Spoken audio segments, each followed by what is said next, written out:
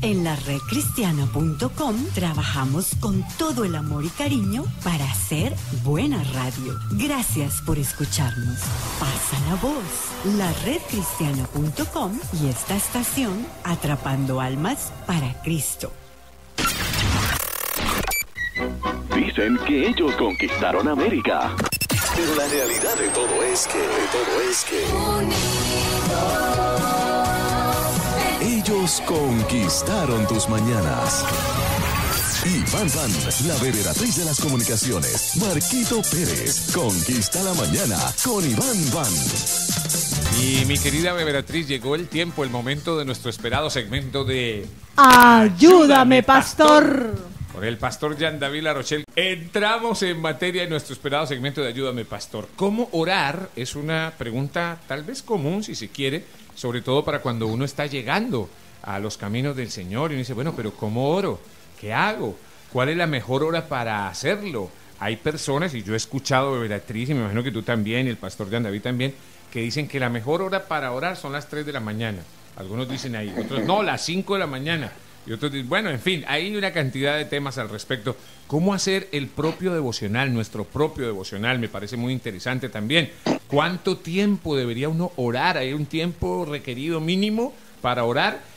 Orar, leer la Biblia o escuchar una prédica, ¿es lo mismo o eso tiene sus diferencias? Por preguntitas como estas y otras más, hemos creado este segmento de ¡Ayúdame, pastor! Ayúdanos, querido pastor Jean David Larochelle. Como dicen en México, a su mecha. Óigame, pero créame que cuando la beberatriz me asignó el tema hubo algo bastante inusual, pero a la vez que a mí me bendijo mucho. Este tema, yo dije, no hay que hablarlo desde la teoría, sino desde la práctica. Y a mí creo que dediqué más tiempo a buscarle al Señor, no solamente para este tema, pero este tema para mí no es un tema simplemente que hay que establecer seminarios. Hoy en día vemos los famosos ministerios de oración e intercesión, y no es malo en las iglesias, dicho sea de paso, pero yo creo que, y estoy recordando en este momento cuando entré al seminario, o cuando yo viajaba de Venezuela al Ecuador por tierra, en aquel entonces era un viaje de 5 días en bus. Uno de mis mentores estuvo conmigo durante toda mi adolescencia en Venezuela, me acompañó por años. Él vio en mí quizás un recurso para el reino, así que él sembró en mí tiempo, plata, libros, etcétera. Cuando a mis 21 años le dije, ¿sabes qué? Voy al seminario, voy a estudiar teología. Hoy en día escucho en México, en Perú y otros países, voy a estudiar para ser pastor, lo cual para mí es nadie estudia para ser pastor, vamos a estar claros, el pastorado es vocación, uno no estudia para ser pastor.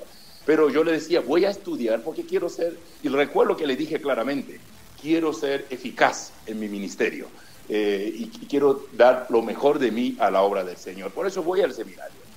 El hombre se emocionó.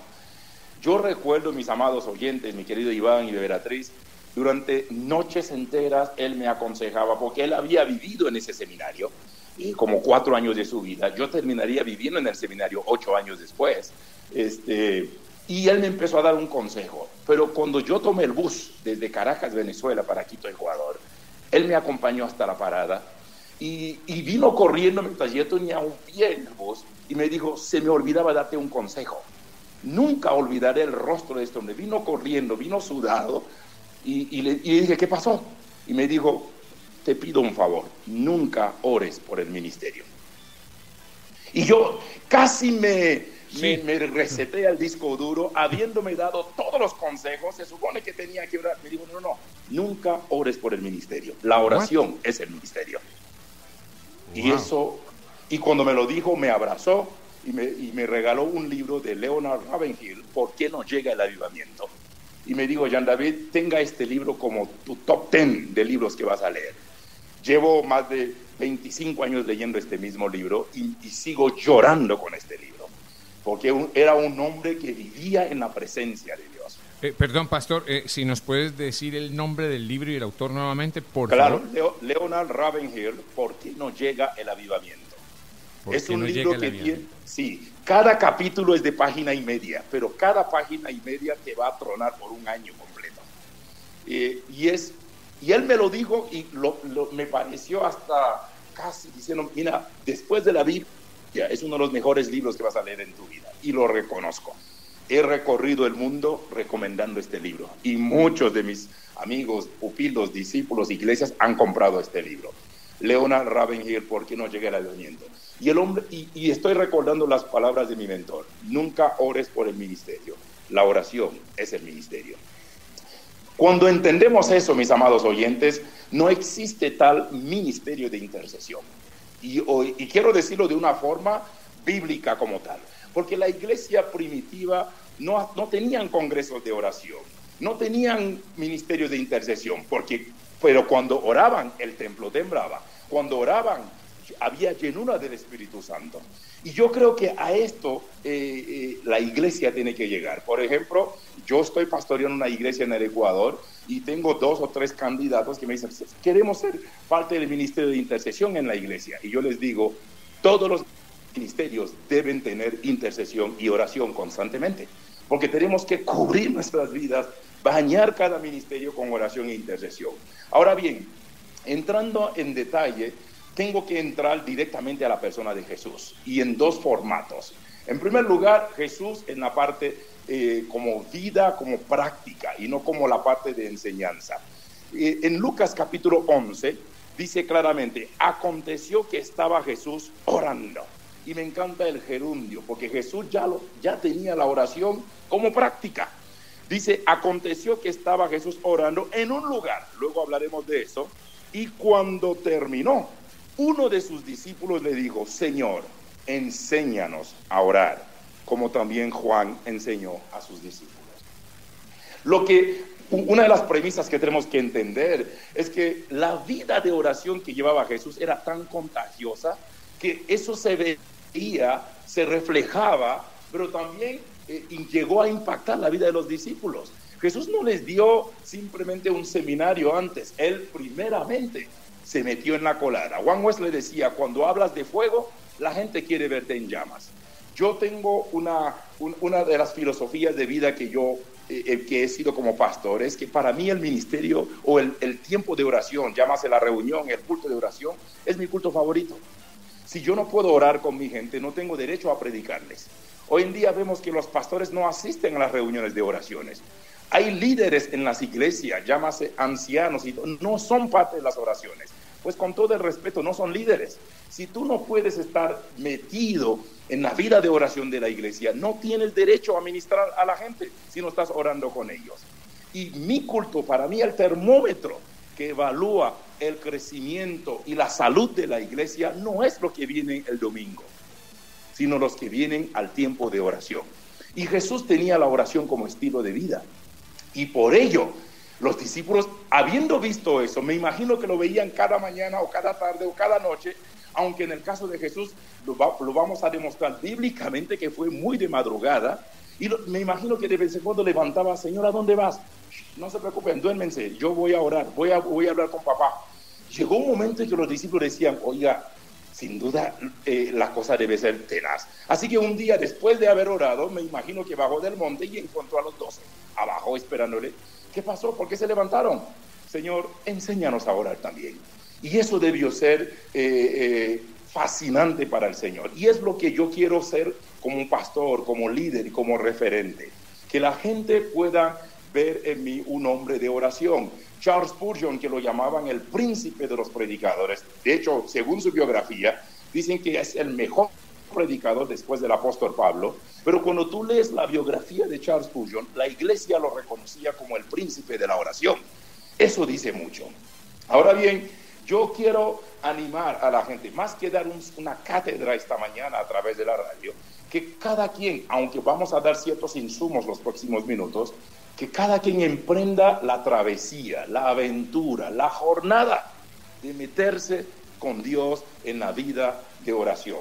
Y sin duda, cada uno va a tener una experiencia única. Ninguna experiencia se va a repetir. Cada quien va a tener su peregrinaje, su momento con Dios. Pero claro que hay que tener ciertos insumos, que es lo que yo quiero compartir. Ahora bien, yo quiero partir de algunos detalles muy simples. Los grandes hombres de Dios tenían una vida de oración a carta cabal. Por ejemplo, Martín Lutero era un hombre que oraba 2 a 3 horas por día. De hecho, él decía, tengo tantas cosas que hacer, tengo tanta ocupación que ocuparé las primeras 3 horas del día orando. Samuel Rutherford oraba, se levantaba a las 3 de la mañana para orar. David Brenner, cuando él muere, imagínense, un misionero joven a sus 33 años, había dicho, adiós mortandad, bienvenida inmortalidad. Pero un misionero del siglo XVIII se levantaba de igual manera y decía que la oración es mi deber primordial. Wesley se levantaba a las 4:30 para orar. Billy Graham, un hombre que se levantaba todos los días, 4:30, 5 de la mañana, y dedicaba sus 2 a 3 horas entre la lectura de la palabra y la oración. De hecho, un día le hacen una entrevista a Billy Graham sobre su vida de oración y de repente le dicen a qué hora se levantaba, y él dijo pues 4:30 de la mañana, y el periodista dice, ¿qué pasa cuando usted no se levanta más o menos a esa hora para orar? Y él baja la cabeza y se demora 3, 4, 5 segundos, y creo que la gente está pensando, oye, ya lo agarramos, y él levanta la cabeza y dice, no recuerdo que esto haya pasado. Así que toda la vida ha sido simplemente una vida de oración. Entonces, los grandes hombres de Dios, sin duda, tienen la oración como protagónico en su vida. No hay vida de santidad, no hay vida cristiana sin vida de oración.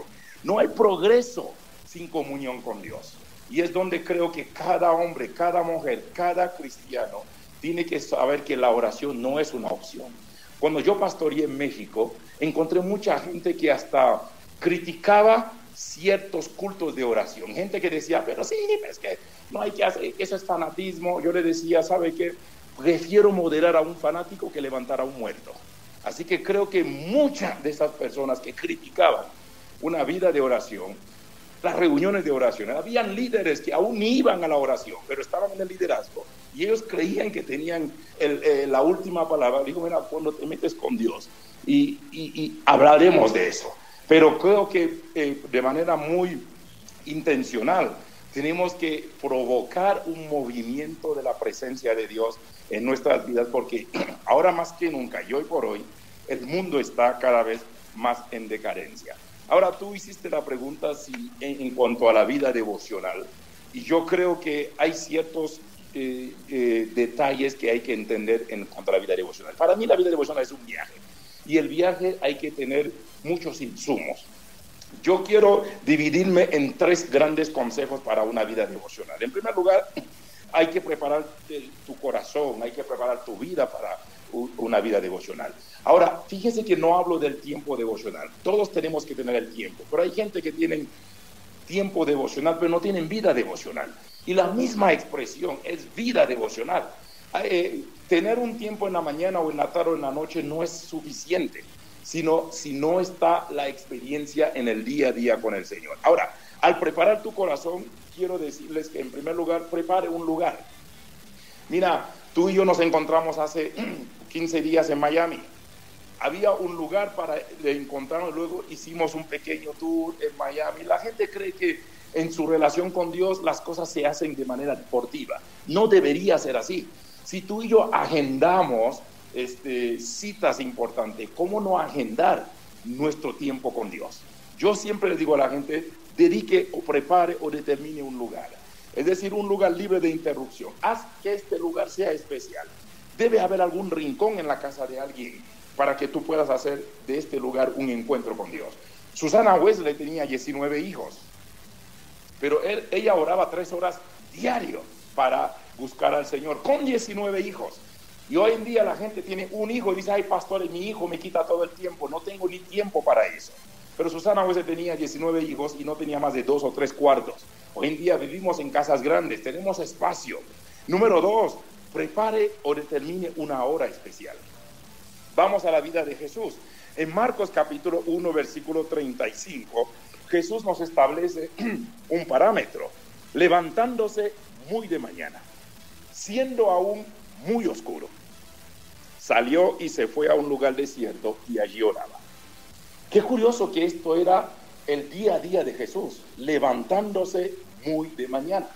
Yo escucho gente que dice, pastor, yo tengo que levantarme, hacer la comida para mi esposo, alistar a mis hijos, y cuando yo estoy sola en la casa, recién oro. No hay problema con eso, pero simplemente estás demostrando que la oración no es prioridad para ti. Así de sencillo. Y lamento decirles esto, porque la gente... Perdón, voy a tomar otro sorbo de café, pero sin limón. Con limón, viste, si lo tomas con limón te ayuda. Y yo he pensado mucho sobre lo que estaba diciendo el pastor, porque normalmente dicen que las personas que tienen mayor unción, por decirlo así, mayor cercanía con Dios, son las que se levantan muy temprano. Pero entonces también hay otras que dicen, pero si yo de pronto mi tiempo es por la tarde, pero mire la prioridad que está hablando el pastor, dicen, yo oro por la tarde 3 horas. Entonces mi pregunta siempre ha sido, ¿cuál es que la diferencia? oración, mi amada Beberatriz, la oración debe ser la llave que abra el día y la llave que cierre la noche. Así es sencillo. Ahora, cuando vemos este versículo de Marcos capítulo 1:35, ¿se acuerdan que hace meses atrás, cuando tocamos el tema del ayuno, y yo les compartí una premisa? Todo lo que hizo Jesús o todo lo que dijo Jesús ya es una máxima para nosotros, ya es un diseño para nosotros. Entonces, claro que Jesús tenía momentos de oración. De hecho, Jesús oraba en cada momento. Oró ante la tumba de Lázaro, eso no era de madrugada. Oró cuando, está bien, pero la vida de Jesús, la experiencia, el día a día de Jesús, claramente lo tiene plasmado en Marcos 1:35, levantándose muy de mañana. ¿Qué significa? Que la oración para Jesús era prioritaria, siendo aún muy oscuro. Eso significa que la oración para Jesús era simplemente insustituible. Y luego dice, se iba a un desierto y ahí oraba. En tercer lugar, la oración para Jesús era disciplina. Estos 3 detalles son los que tienen que definir nuestra vida de oración. La oración es prioridad, la oración es insustituible y la oración es disciplina. Y la palabra disciplina, del latín disciplinare, significa repetir actos hasta que se vuelva costumbre. Y lo que tú mencionas, Beberatriz, y lo que creo que mucha gente establece, suena hasta cool. Es que aprovechando que mis niños están fuera y estoy sola en la casa y me pongo a orar. No tengo problema con eso, es bonito, hasta es romántico decirlo. Pero si la oración no es prioridad, hay que decirlo sin anestesia, porque así es.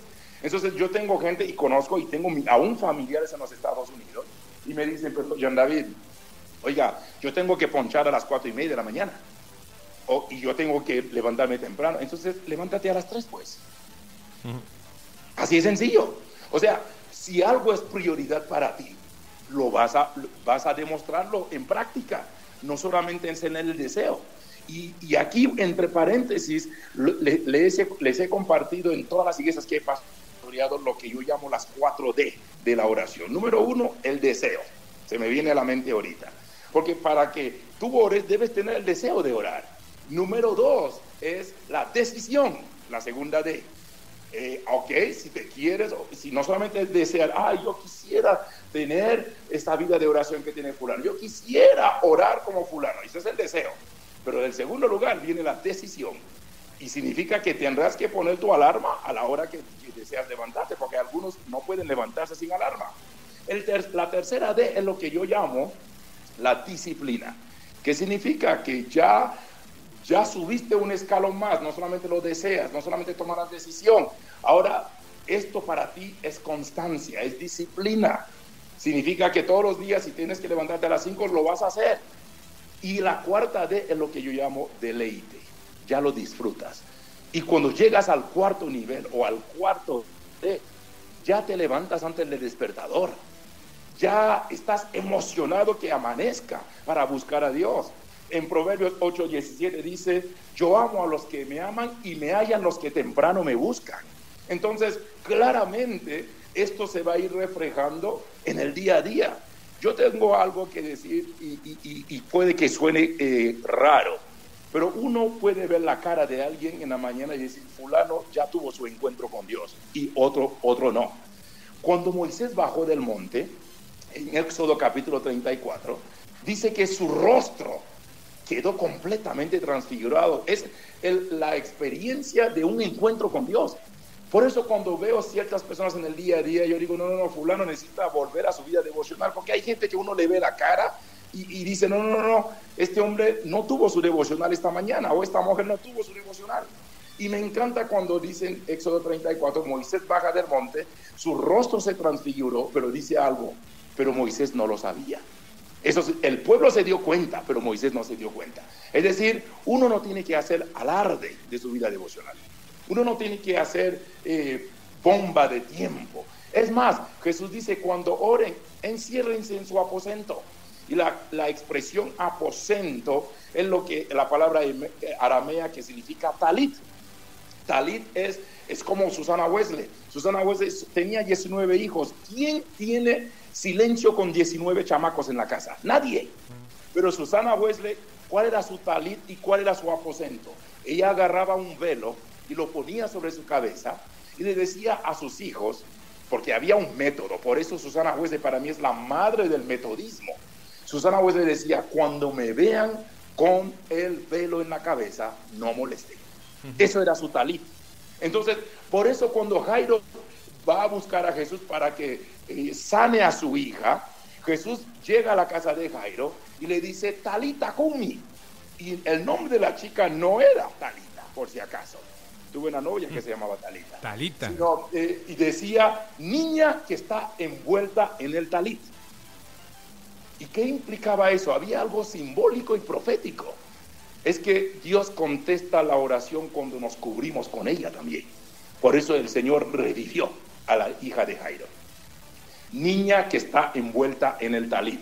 Y Jairo ya estaba prácticamente profetizando y pronosticando. Por eso envolvió a la niña en un talit. Y la palabra talit en el arameo significa aposento. Y cuando Jesús dice, enciérrate en tu aposento. Hay momentos, Iván y mis amados oyentes, en que tu talit puede ser cuando estás en un vuelo, y está bien. Yo he tenido vuelos, he estado 8 veces en Hong Kong, y un vuelo de Los Ángeles a Hong Kong son más de 16 horas. Y en 16 horas hay mucho que puede hacer, no solamente es ver película, uno puede conversar con alguien, si tienes un buen compañero o compañera de viaje, hay juegos, pero hay momentos que mi talit también puede ser en un vuelo, mi aposento, pero eso no quita que haya cierta disciplina, ciertos lugares. En mi caso, cuando tengo que estar viajando por todo el mundo, pero hay una cosa que no cambia, es la hora. A veces puede cambiar el lugar, porque yo no vivo al 100 en un país, estoy viajando constantemente, pero hay una hora que para mí no puede negociarse. Yo no puedo pasar el día. Es más, yo vivo tan atareado, mis amados oyentes de Iván, que si salgo de la casa y no oro, cuando yo llego, tengo poca energía para pasar 2, 3 horas más. Yo me sumo a la cama. Por eso yo arranco el día, literalmente, en la presencia de Dios. Si tengo un compromiso a las 6, te aseguro que desde las 4 de la mañana ya estoy de pie.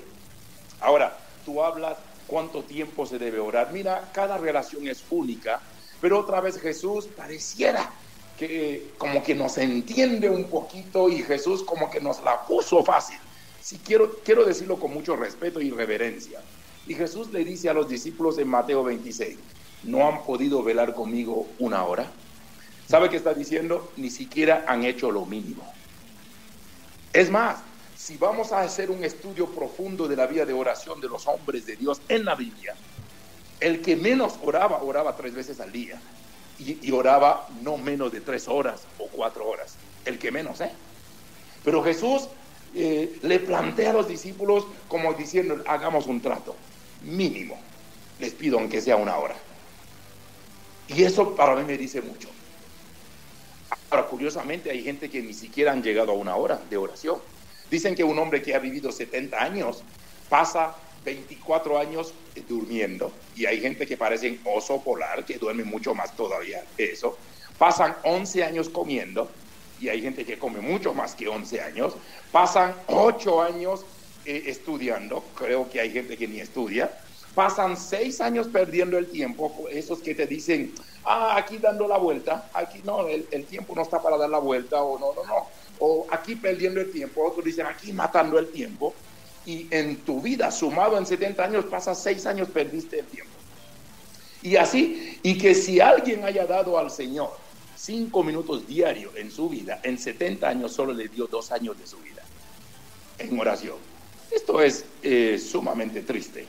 Entonces, ¿qué estamos diciendo con esto? Que lamentablemente hay gente que no entiende lo que es la vida de oración. Ahora, quiero terminar simplemente con los últimos consejos, por lo menos para nutrir tu tiempo devocional. Dijimos que hay que preparar tu corazón, hay que preparar un lugar y hay que tener en consideración una hora puntual. Porque no se debe orar solamente porque es mi tiempo libre, o cuando me acuerdo, o cuando termino los demás compromisos. Yo encuentro gente que me dice, ay, se me olvidó comer todo el día. Y ahora me dice, total, ya ayuné. Eso me parece un insulto y una aberración al término ayuno. Es lo mismo que hay gente, bueno, aprovechando que no tengo nada que hacer, voy a orar. Uno no ora porque le sobra tiempo.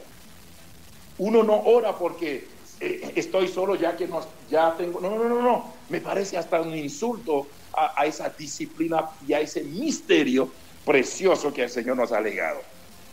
Porque cuando tú tienes un lugar, una hora, la experiencia es memorable. ¿Qué fue lo que me dijo la Beatriz hace semanas atrás? Pastor, nos estamos preparando psicológica, emocionalmente para verte en el aeropuerto. Eso para mí fue lindo. Y el encuentro de los tres, hace 15 días, fue lindo. Nos preparamos para eso, orábamos por eso. Vamos a compartir un tiempo con el pastor. Yo voy a compartir con Iván y Claudia. Imaginen si esto lo llevamos a la vida de oración. Por eso cuando tengo un lugar, una hora, la experiencia es memorable. En segundo lugar, toma un libro o una porción de la Biblia o un verso. No leas simplemente por leer o lees al azar. Para mí la Biblia es como la carta de amor. Uno no lee al final. Uno lee la carta de amor desde el inicio. Entonces, a veces yo le digo a la gente, tenga la disciplina de leer la Biblia de manera sistemática, o por lo menos empiece con un libro. Entonces, no toques la Biblia al azar. Hay momentos en que Dios te da una palabra y te revela un verso, sí, pero la Biblia no está hecho para que lo leas como quien dice a tu manera y como te dé la regalada gana, no se puede.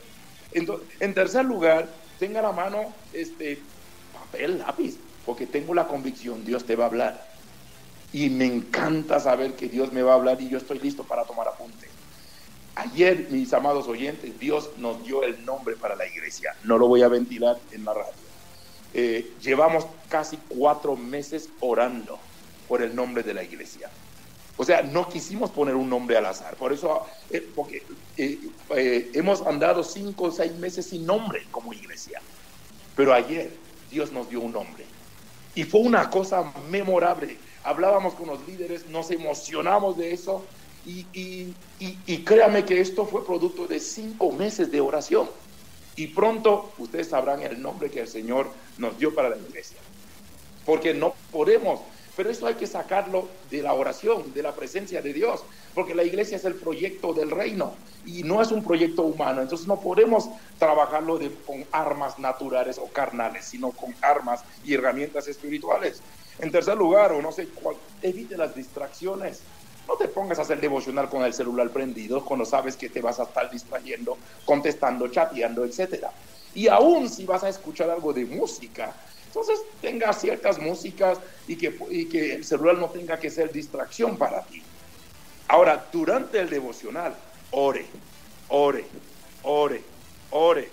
Lea la palabra, cante, adore, alabe, medite y escriba. Y por último, cuide tus motivaciones. ¿Qué estoy diciendo? La vida devocional no es para torcer los brazos de Dios. No es para que Dios te cumpla los caprichos. La vida devocional es para parecerse más a Cristo. La vida devocional es para reflejar el carácter de Cristo. La vida devocional es para vivir la vida de Dios. Y como dice Pablo a los Gálatas, hasta que Cristo sea engendrado en vosotros. Y la vida devocional no es para buscar las dádivas, es para buscar al dador. La vida devocional no es para buscar el bolsillo de Dios, sino para buscar el rostro de Dios. Y mi consejo final, si cabe el término, es que la oración frecuente dará como resultado una oración ferviente. Entonces, por eso la disciplina es clave. Y quiero decirles, sin hacer alarde, Dios conoce mi corazón. Porque cada vez quiero más, cada vez procuro más. Hace un tiempo estaba aquí en Quito, Ecuador, en mi otro departamento. Me puse a orar como eran las 2:20 de la mañana. El típico momento de oración que quería tener. Y yo escucho una voz nítida, 2:20 de la mañana. Jean David, que tus oraciones sean del tamaño de Dios. Porque cuando tus oraciones son del tamaño de Dios, los milagros llegan del tamaño de Dios. Y la voz se esfumó. Lo escuché nítido. Y yo aprendí a que mi vida de oración tiene que ser más intensa, más compenetrada, más comprometida con el Señor. Así que habrá momentos en cuanto a duración, bueno, uno puede establecer 1 hora, pero les garantizo que Dios les va a sorprender. Habrá momentos que te vas a levantar después de 8 horas de rodillas, no te vas a percatar. Y eso va a ser memorable. Y eso va a decir que ya estás del otro lado, ¿no? Así que yo animo a que puedan tener ciertas disciplinas. Yo les animo a que puedan volver a esa vida de oración, mis amados hermanos. Iglesia, si hay algo que está faltando en la iglesia, es el movimiento de oración. Tenemos cantantes, pero no tenemos penitentes. Tenemos artistas, pero no tenemos adoradores. Y yo les digo a veces al grupo de alabanza, ustedes tienen que estar no solamente a la par, sino al nivel del predicador. Uno no solamente ensaya por ensayar, uno tiene que sacar las melodías, las canciones, aún del mismo corazón de Dios, porque cuando hay oración y adoración, hay transformación en la vida de la gente. Por eso a mí me dan hasta dolor de cabeza los artistas evangélicos. Son artistas, sí, hacen show, sí, pero nosotros no queremos artistas solamente. Queremos salmistas, queremos verdaderos adoradores y queremos penitentes, hombres y mujeres que vivan y que canten desde el mismo corazón de Dios. Y la vida de oración es uno de los medios que podamos ir alcanzando esto. Así que creo profundamente que no es un ministerio como tal. Tiene que ser la vida de todo creyente y de toda iglesia. La iglesia tiene que vibrar en la oración. ¿Sí? Pastor, le voy a contar una historia, no es, o sea, pareciera chiste, pero no lo es. Nosotros estábamos terminando una reunión que teníamos de oración precisamente, estábamos hablando de la palabra de Dios y al final le piden a una de las personas nuevas que oren y le dice, bueno, tú que eres el nuevo, haz una oración. Y él nos quedó mirando a todos y nos dijo como Pedro está en la casa, es decir, una oración, él ni siquiera sabía qué era.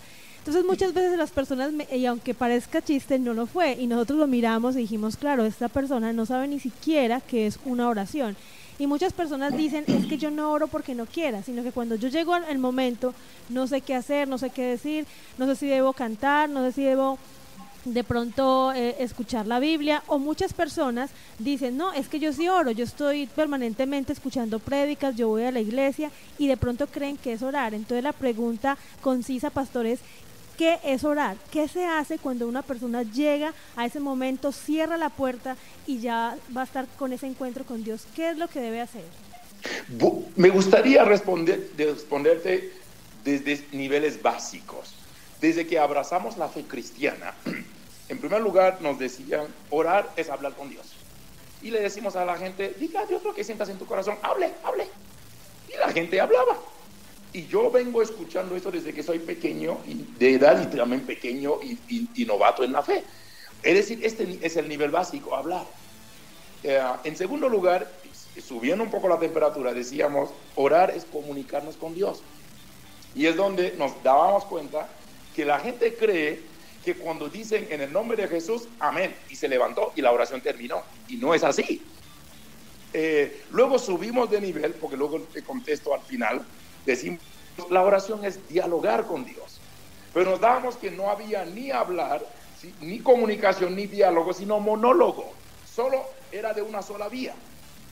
En cuarto lugar, y ahí es donde quiero incrementarlo personalmente, la oración es intimidad con Dios. La expresión griega es proseuche, es decir, el que ora se sumerge en Dios. Por eso, una oración no termina cuando decimos En el nombre del Padre, del Hijo y del Espíritu Santo, amén. Una oración no termina diciendo amén, porque a veces creemos que cerramos la oración y como el Señor quiere hablar, no, Señor, yo ya dije amén. No, pero y ya nos levantamos y nos fuimos, ¿no? Ya dijimos amén. Sí, porque en la práctica es lo que demostramos, que la oración termina con un amén. Eso está lejos de la realidad. Por eso la oración es intimidad con Dios, y voy a subir el último nivel. La oración es sintonía fina con Dios. Ahora, significa que la oración no es solamente hablar y comunicar con Dios, pero es que Dios también habla a nosotros en la oración. Y es donde hay un detalle y un ministerio, o un misterio, y a la vez una disciplina olvidada en el mundo evangélico, es la meditación. Nosotros no sabemos meditar. El mundo evangélico es me atrevo a decir, es el más alborotado. De hecho, hay otras religiones que no necesariamente son las evangélicas, que saben mejor meditar que los evangélicos. Nosotros no hemos llegado a este nivel de disciplina, la meditación. Por eso las iglesias evangélicas son las más alborotadas y son puro show. No hay momentos de silencio, no hay momentos de quietud. Es más, vea en la iglesia y le dices a los hermanos, cállense un ratito, mediten, escuchen a Dios, silencio. De repente, ¿qué empiezas a escuchar? La gente empieza a rascar la garganta. ¿Por qué? No sabemos quedarnos quietos. De repente escuchamos los pasos, la gente camina. O sea, el mundo evangélico necesita volver a la disciplina de la meditación. Entonces, regresando a lo que tú dices, y es donde mi respuesta, mi amada Beatriz, es que hay cosas que hay que enseñar. Hay ciertas disciplinas, ciertos detalles en la vida cristiana que son enseñables. Por ejemplo, yo hace poco prediqué sobre Josué, cuando en el capítulo 1, Josué lo que vio a Moisés hacer, él lo hizo. Lo que vio Eliseo a Elías hacer, él lo hizo. Hay cosas que se enseñan. Elías resucitó unos cuantos chamacos, Eliseo también.